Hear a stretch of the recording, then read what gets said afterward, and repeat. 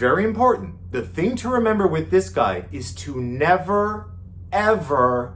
Hey tricksters, Patrick here with part 3 of who you'll meet at a gay bathhouse. The tubs, like anywhere else you go in the world, is full of different types of people. In this video, we're looking at 5 different types of guys that you might run into. Some you might recognize, some you might be surprised would be there, some might be you. Make sure you stick around till the end of the video because I have a super hot tip that's gonna make your next bathhouse experience the best one yet. Would I lie?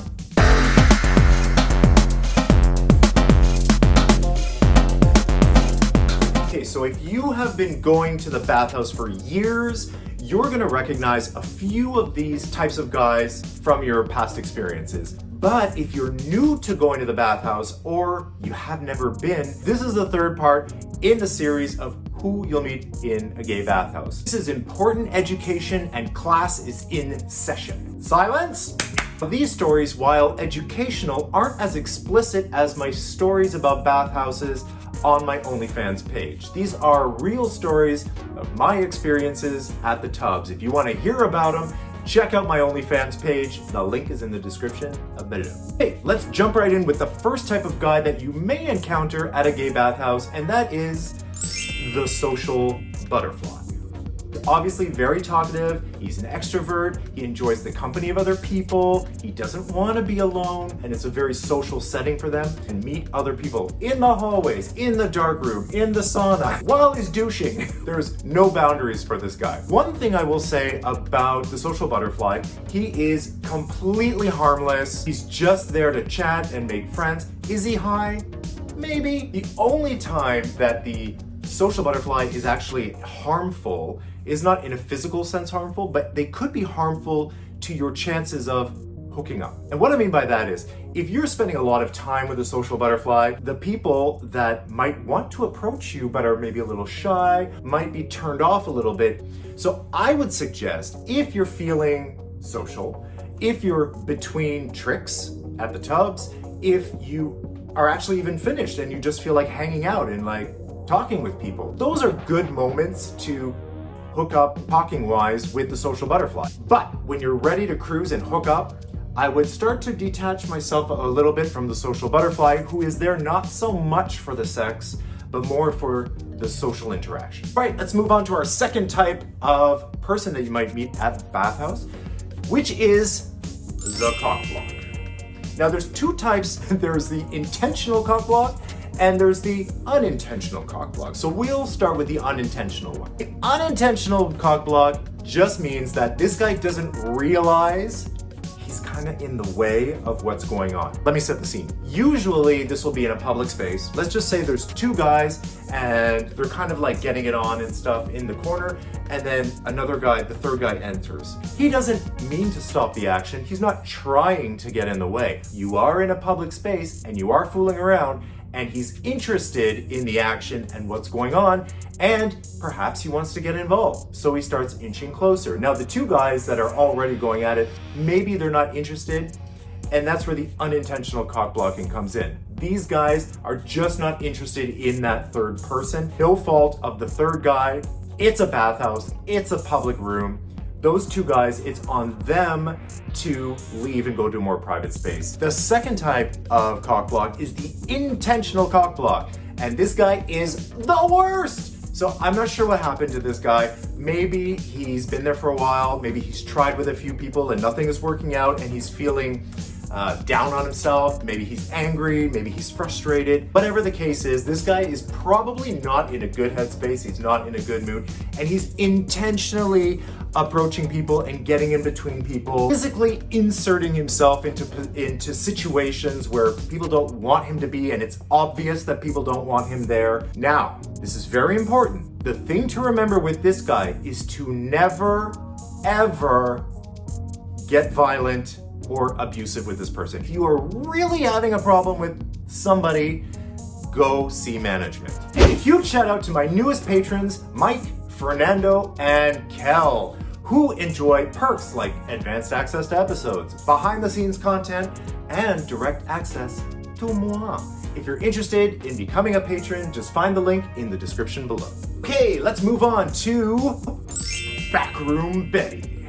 Backroom Betty, as the title suggests, likes to hang out in the dark rooms, which is very relevant to this channel because my last video was this one. If you haven't seen it, check it out. Dark rooms is where this person really comes to life. Maybe they are high and they've lost all their inhibitions and they just really want to go nuts in a dark, anonymous space. Maybe they feel that they're a little past their prime, or they feel they might get more rejection in the brighter lit hallways and whatnot, and so they revert to the dark rooms. Point is, usually Backroom Betty enjoys anonymous play, group play, public play, voyeurism, exhibitionism. This is just the type of person that you're gonna find at a bathhouse because the dark rooms are super popular and people love to go there. Next up on the list, we have the accountant.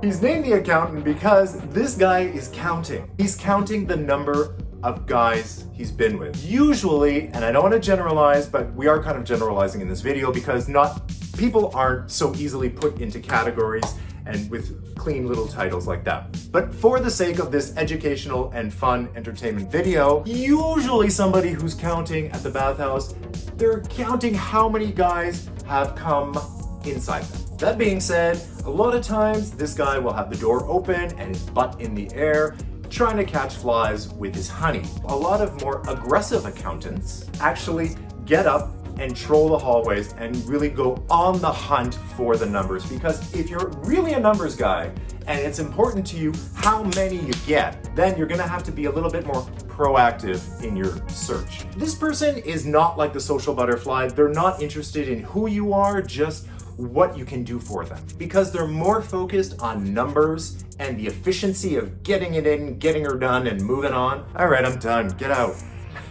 Get out. No, get out of me! I could talk about this shit forever. What's wrong with me? Why is this so interesting to me? Is this interesting to other people? I hope so. Okay, and number 5 on our list is the mooch. Now, the mooch is not there so much for people in the way that the social butterfly is. Again, this person is only there to see what he can get out of people. They're like a sponge, just trying to soak up anything they can from anywhere they go. It's the type of person that after you have an interaction with them, you feel drained because they've sucked your energy. They've like zapped all of your life force. A lot of times they're a bit on the negative side, which is very draining as well. I know that I'm very empathetic, empathic, and I'm both, I think. But it's not just about energies. The mooch is also there to take advantage of people. So, you know, people at bathhouse, a lot of times they're inebriated.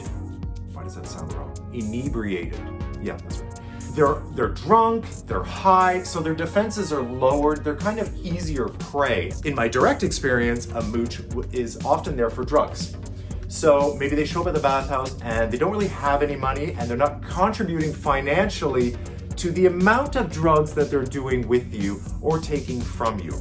Of course, you're high, they're high, everyone's high, your reasoning is a little bit lower, sometimes you're a lot more generous with things, and the mooch knows that. So the mooch is taking advantage of the fact that the person they're with is high, they're being super generous with their stash, and the mooch is not supplying anything in return. They're just taking. Now, on this scale of mooch, on the really bad side of mooch is a stealer. So this is somebody who's gonna take things, actually steal things from your room. Keep an eye on your valuables, which should be locked away, because there are people with sticky fingers, and on the scale of mooch, if they're a thief, actually, they may just take, but it could be something simple, like your lube, okay, which is super annoying, but replaceable. But it could be your family heirloom watch that you brought for some reason and left out on your bedside table, which if you've been watching my videos, you haven't done, because that's a huge no-no. And hey, if you are still watching, then obviously my content resonates somewhere with you and you like what I'm saying. So if you want to keep in touch with me outside of YouTube, simply go to patrickmarano.com and sign up for my newsletter. Okay, you have earned my super hot tip that's gonna make all of your future bathhouse experiences way better. It might seem obvious, but not everybody does it. I don't always do it, but trust me, the times that I have, it's paid off. And what that is tips. That's right. The front people, when you first walk in and there's those people, a lot of times there's a little tip jar. If not, you can just under the little window and give them a tip anyway. Greasing the palms of people that work there that can actually make your experience better. Those small things make a big difference. And I know, who carries cash? But you know what? Honestly, cash is king. And if you just have a little tip and it doesn't have to even be a lot. It's more of a gesture of appreciation for what they're doing.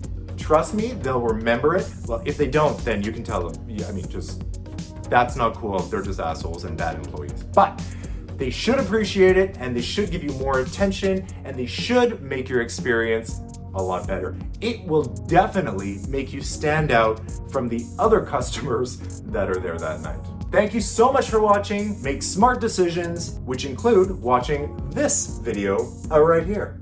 And I'll see you in the next video. Mwah!